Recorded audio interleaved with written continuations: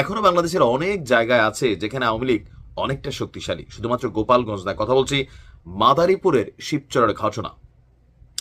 মাদারীপুরের শিবচরে তারেক রহমানের রাষ্ট্র কাঠামো মেরামতের ৩১ দফা নির্দেশ ছিল নেতাকর্মীদের প্রতি, ঘরে ঘরে আমার এই ৩১ দফার বার্তা পৌঁছে দাও। তো তারেক রহমানের নির্দেশে এই লিফলেট বিতরণ করছিল বিএনপির নেতাকর্মীরা। আর এক পর্যায়ে সেখানে বিএনপির নেতাকর্মীদের উপর জয় বাংলায় স্লোগান দিয়ে আপনার ব্যাপক হামলা চালিয়েছে স্থানীয় যারা আওয়ামী লীগের অনুসারীরা আছেন। আর এই হামলায় অন্তত ২০ জন আহত হয়েছেন। গত পরশুদিন সোমবার রাত ৮টার দিকে শিবচরের চর শ্যামাইল এলাকার পৌরভবন ২-এর কাছে এই ঘটনাটি ঘটেছে। আহতদের এই মুহূর্তে শিবচর উপজেলা স্বাস্থ্য কমপ্লেক্সে ভর্তি করা হয়েছে।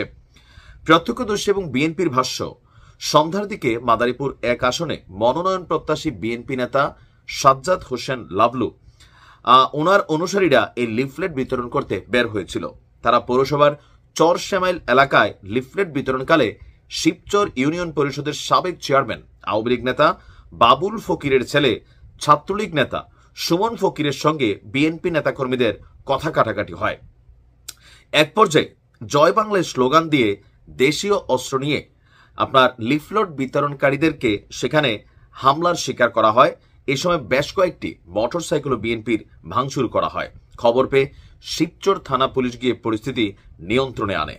গুরুতর আপনার এই টোটাল ২০ জনের মধ্যে ৪ জন, তাদের আবার উন্নত চিকিৎসার জন্য ঢাকাতেও পাঠানো হয়েছে। ভুক্তভোগীদের বক্তব্য যে চরশ্যামাইল এলাকার কাজীর দোকান নামক স্থানে পৌঁছালে আওয়ামী লীগ নেতা বাবুল ফকিরের ছেলে সুমন ফকিরের নেতৃত্বে শতাধিক মানুষ দেশীয় অস্ত্রশস্ত্র নিয়ে তাদের উপর হামলা চালায়। পরিস্থিতি ভয়ানক ছিল, মোটরসাইকেল ভাঙচুর করা হয়েছিল, প্রাণ বাঁচাতে অনেকে খালে বিলেও ঝাঁপ দিয়েছিলেন। ছাত্রলীগ নেতা সুমন ফকিরের বিরুদ্ধে এই অভিযোগ যখন এসেছে, তার ব্যক্তিগত নাম্বারে গণমাধ্যম থেকে ফোন দেওয়া হয়। আর স্থানীয় আওয়ামী লীগ নেতাদের সাথেও চেষ্টা করেও তাদের সাথে যোগাযোগ করা যায়নি। ওসি বলছেন যে অভিযোগ পেলে মামলা নেওয়া হবে।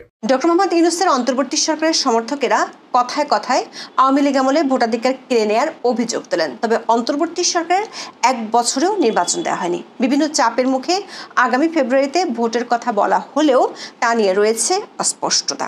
বিএনপির চা অনুযায়ী নির্বাচনের ঘোষণা দেয়ায় ডক্টর ইউনূসের উপর বেজায় অভিমান করেছে কিংস পার্টি এনসিপি। তাদের সঙ্গে যোগ দিয়েছে জামাতও। এই অবস্থায় নির্বাচন আদৌ ফেব্রুয়ারিতে হবে কি না, হলে সেটি কেমন নির্বাচন হবে তা নিয়ে প্রশ্ন ঘুরপাক খাচ্ছে সারা দেশে। ভোটারদের মধ্যেও হারাতে বসেছে নির্বাচন নিয়ে আগ্রহ। এমনকি জুলাই আন্দোলনের নেতৃত্বের জায়গায় থাকা রাজনৈতিক দলের জনসমর্থনেও ধস নেমেছে। আবার অধ্যাপক ইউনূস ঘোষণা দিয়ে বলেছিলেন দেশে আওয়ামী লীগের অস্তিত্ব থাকবে না, কিন্তু এখনো জরিপে তার কিংস পার্টি এনসিপির চেয়ে বহু গুণে মানুষ আওয়ামী লীগকে ভোট দিতে চায়। জরিপ বলছে নির্বাচনে কাকে ভোট দিবেন সেই প্রশ্নে সিদ্ধান্তহীন মানুষের হার ১ বছরের ব্যবধানে বেড়েছে ১০%। এর অর্থ হলো যেসব দলকে নিয়ে আগামী নির্বাচন হওয়ার কথা তাদের বিষয়ে দিনে দিনে বাড়ছে নেতিবাচক মনোভাব। এমনকি ম্যাজিক ম্যান ডক্টর ইউনূসের শাসনামলে দেশের রাজনৈতিক ভবিষ্যৎ নিয়ে আশা হারাতে বসেছে সাধারণ মানুষ। চলুন যাওয়া যাক বিশ্লেষণ। অন্তর্বর্তী সরকারের কাজের মূল্যায়ন, সংস্কার, নির্বাচন এবং রাজনৈতিক দলগুলোর জনপ্রিয়তা নিয়ে চালানো একটি জরিপের ফল প্রকাশ হয় ১১ই August. BRAC Institute of Governance and Development BIGD এই জরিপ পরিচালনা করে। জরিপের প্রশ্ন ছিল আগামী নির্বাচনে কোন দলের প্রার্থীকে ভোট দিবেন। এমন প্রশ্নের জটপট উত্তর দেয়নি প্রায় বহু মানুষ। 48% মানুষ সিদ্ধান্ত নিতে পারছে না কাকে ভোট দিবে। অথচ গত বছর অক্টোবরে এমন একটা জরিপে এই হারটি ছিল 38%। 10 মাসের ব্যবধানে 10% মানুষ দোটানায় পড়ে গেল। মানে এই 10% মানুষ আগে যাদের ভোট দিবে বলেছিল তারা এখন বুঝতে পারছে ওই দলগুলোর প্রার্থীদের ভোট দিলে জেলাও সেই কদুই হবে। জরিপে দেখা গেছে নির্বাচনের দৌড়ে থাকা বিএনপি ও জামাতের প্রতি জনসমর্থন কমতির দিকে। কারণটা খুব পরিষ্কার, বিএনপি ও জামাত ক্ষমতায় না থেকেও ক্ষমতাশালী। গত 1 বছরে বিভিন্ন ধরনের দুর্নীতি, চাঁদাবাজি, মব সন্ত্রাসের সঙ্গে বিএনপির জড়িত থাকার বহু অভিযোগ সংবাদ মাধ্যমে এসেছে। এসব ঘটনায় অনেক নেতাকর্মীকে বিএনপি থেকে বহিষ্কার করা হয়েছে। তবে এসব বহিষ্কার প্রায় সবগুলোই লোক দেখানো বলেও অভিযোগ আছে। অন্যদিকে মুক্তিযুদ্ধ সহ বিভিন্ন ইস্যুতে বিতর্কিত ভূমিকায় দেখা গেছে জামাতকে। শিক্ষা প্রতিষ্ঠানে ছাত্র শিবিরের আধিপত্য প্রতিষ্ঠার ঘটনা নানান সমালোচনার জন্ম দিয়েছে। সব মিলিয়ে দল দুটির জনসমর্থনে ভাটা পড়ার ইঙ্গিত দেখা যাচ্ছে জরিপে। আগামী সংসদ নির্বাচনে কাকে ভোট দিবেন এই প্রশ্নে মাত্র 12% মানুষ বিএনপির পক্ষে ভোট দেওয়ার কথা বলেছে। গত অক্টোবরে একই প্রশ্নে বিএনপির পক্ষে ছিল 16.30% মানুষ, অর্থাৎ 8 মাসে প্রায় 4.5% জনসমর্থন হারিয়েছে দলটি। অন্যদিকে এখনও 10.40% মানুষ জামাতকে ভোট দেওয়ার কথা জানায়। 8 মাস আগে এটি ছিল 11.30%। আবার অন্য ইসলামী দলগুলোর প্রতি জনসমর্থন নেমেছে একেবারে তলানিতে। গত অক্টোবরে তাদের প্রতি জনসমর্থন ছিল 2.60% মানুষের, এখন তা নেমেছে মাত্র 0.7%। দর্শক, জরিপে কিংস পার্টি এনসিপির কিছুটা জনসমর্থন বাড়ার কথা বলা হয়েছে। গত বছর অক্টোবরে তাদের প্রতি 2% মানুষের সমর্থন ছিল, 8 মাস পর তা বেড়ে হয়েছে 2.80%। মজার বিষয় হলো, আগামী নির্বাচনে আওয়ামী লীগকে বাইরে রাখার বিষয়ে সব আয়োজন প্রায় শেষ করেছে সরকার ও তাদের মিত্ররা। এরপরেও জরিপে অংশ নেওয়া 7.30% মানুষ বলেছেন তারা আওয়ামী লীগকে ভোট দিতে চায়। আওয়ামী লীগের কার্যক্রম নিষিদ্ধ করা হয় 10 মে। এর 6 মাস আগে বিআইজিডির জরিপের সময় 8.90% মানুষ আওয়ামী লীগকে ভোট দিতে চেয়েছিল। দলটির কার্যক্রম নিষিদ্ধ করার পরেও এই হার কমেছে মাত্র 1.5%। আবার তাৎপর্যপূর্ণভাবে কাকে ভোট দিতে ইচ্ছুক সেটি বলতে না চাওয়ার হার বেড়েছে ঠিক 1.5%।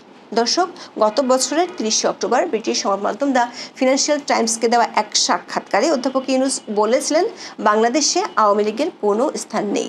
অধ্যাপক ইউনূস তার এই কথা প্রতিষ্ঠিত করার জন্য গত 10 মাসে বহু চেষ্টা করেছেন। দলটির 50,000 নেতাকর্মীকে গ্রেপ্তার করা হয়েছে, বহু নেতাকর্মী ঘর ছাড়া, দলটির কার্যক্রম নিষিদ্ধ করা হয়েছে।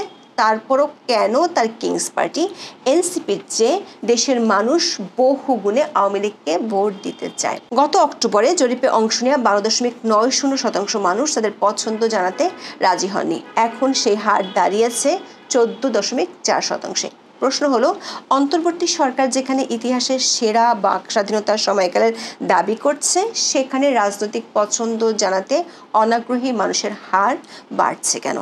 আবার সবার অংশগ্রহণে নির্বাচন হলে পছন্দ জানাতে অনিচ্ছুক এই প্রায় 14.5% মানুষের ভোট কোন দলের পক্ষে যাবে? আবার সিদ্ধান্তহীনতায় ভোগা ভোটারের হারও কেন দিনে দিনে বাড়ছে? কেন জুলাই আন্দোলনের মিত্রপক্ষের রাজনৈতিক দলগুলোকে নিয়ে সিদ্ধান্তহীনতায় ভুগতে শুরু করেছেন বেশিরভাগ ভোটার? মাত্র 8 মাসের ব্যবধানে 10.5% মানুষ তাদের আগের সমর্থন থেকে সরে এসেছে। সব দলকে নিয়ে ভোট হলে তারা কোন দলকে বেছে নিতে চাইবেন?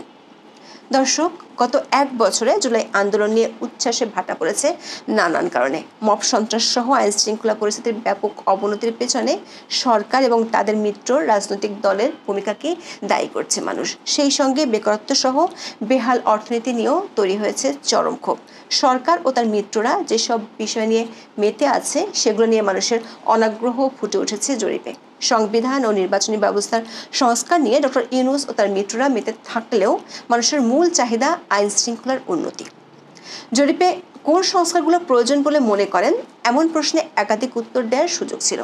এই প্রশ্নের উত্তরে সবচেয়ে বেশি 30% মানুষ আইন শৃঙ্খলার উন্নয়ন করতে বলেছেন। এরপরই আছে আইন ও বিচার ব্যবস্থার উন্নতি এবং অর্থনীতি বা ব্যবসা চাঙ্গা করা।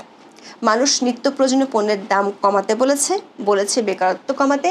এর বাইরে রাজনৈতিক অস্থিরতা ও অসহনশীলতা কমানো এবং নির্বাচনী ব্যবস্থার সংস্কারের কথা বলেছেন 19% মানুষ। অর্থাৎ নির্বাচনী ব্যবস্থার সংস্কার নিয়ে এনসিপি জামাত মেতে থাকলেও দেশের বেশিরভাগ মানুষ একে গুরুত্বই দিচ্ছে না। তারা জোর দিচ্ছেন আইন শৃঙ্খলা পরিস্থিতির উন্নতি সহ তাদের জীবন মানের উন্নয়নে। দর্শক, সাধারণ মানুষের চাহিদার সঙ্গে সরকারের মিত্র দলগুলোর কোনো ধারণা যে নেই সেটি প্রতিদিনই প্রমাণ হচ্ছে।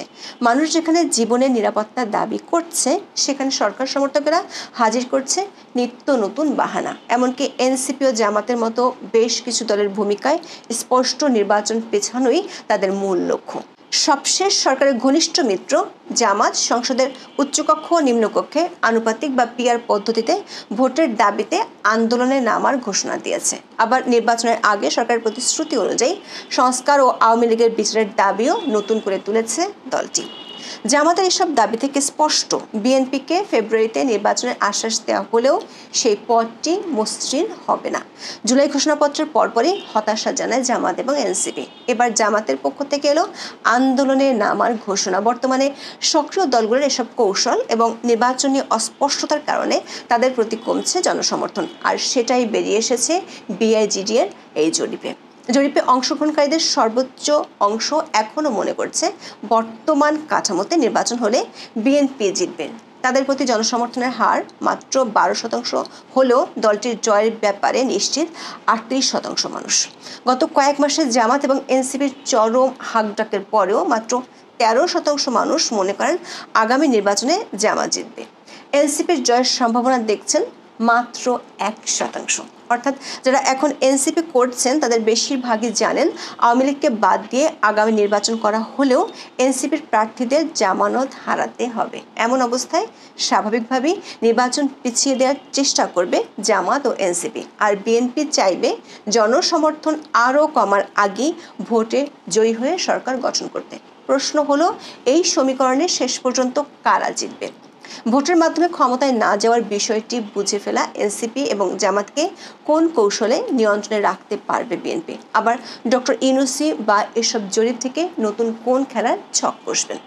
এখন এ পর্যন্ত। সবাই ভালো থাকুন, সুস্থ থাকুন, নিরাপদে থাকুন। দেখা হবে আগামী পর্বে।